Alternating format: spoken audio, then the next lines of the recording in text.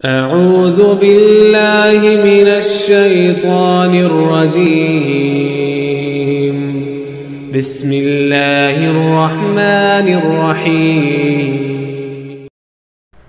حضرت عاصم بن محمود بن لبید حضور اکرم صلی اللہ علیہ وسلم کا ارشاد نقل کرتے ہیں کہ آپ صلی اللہ علیہ وسلم نے فرمایا، مجھے تمہارے بارے میں سب سے زیادہ خوف شرک اصغر کا ہے۔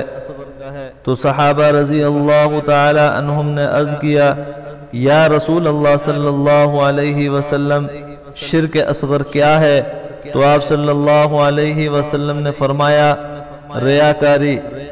جس روز اللہ تعالی بندوں کو ان کے اعمال کا بدلہ دیں گے تو فرمائیں گے کہ چلے جاؤ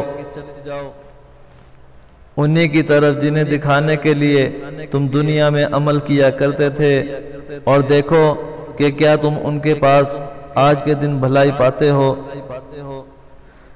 یہ بات انہیں اس لیے کہی جائے گی کہ ان کا عمل دنیا میں دھوکے کے لیے تھا، تو ان سے قیامت کے دن بھی اسی طرح کا معاملہ کیا جائے گا، جیسا کہ اللہ رب العزت نے سورۃ النساء کی آیت نمبر 142 کے اندر فرمایا، ان المنافقین یخادعون اللہ وہو خادعهم۔